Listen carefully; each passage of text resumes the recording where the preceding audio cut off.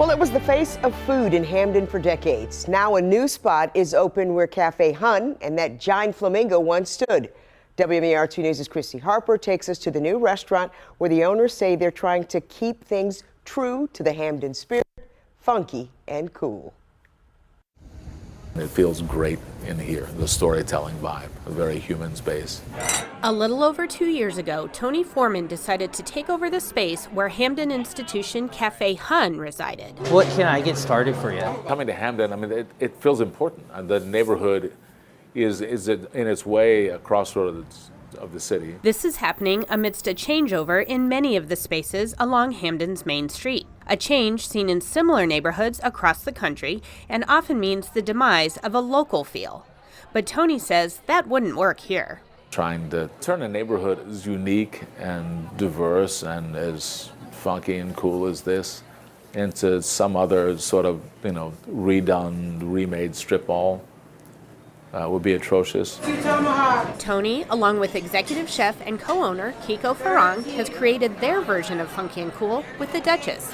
It's an English pub of sorts, with a surprising menu. You got a little mix between Chamorro, Filipino, and Hawaiian. Kiko tells me chamorro is the food of Guam, where family sparked her culinary adventure. Because there's no recipes on Guam. It's like you got your aunties going, just a little bit of this and just a pinch of that. And you're like, that does not create for... I was like, what is that? What is a pinch? A teaspoon, tap teaspoon, 10 grams? I don't know. A challenge many of us who have learned family recipes can relate to. On the islands, Kiko learned to work with a host of ingredients, including fresh seafood, and then our furikake, the regional spice mix added to rice, and one surprising ingredient, Spam. And then you got our sweet soy glaze. Who doesn't love Spam musubi? Every time I go to Hawaii, it's like I have at least 3 a day.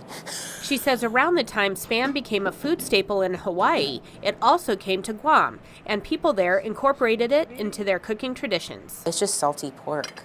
And when you get it nice and crispy outside, like tender inside, there's like nothing better. Another surprising twist you'll find is a bar snack utilizing the furikake seasoning and a traditional Vietnamese ingredient. It's the wrapper for the summer rolls that you see, and I was like, well, let me just see if I deep fry and become like a fun little snack. Together, Foreman and Foreman have created what they hope will be a new funky classic for this classic Baltimore neighborhood. I wanted this to be an area where people can come together, have a great time, have a lot of little snacks, and try different things. Wanted to build a vessel that felt really good, and I want to see people grow.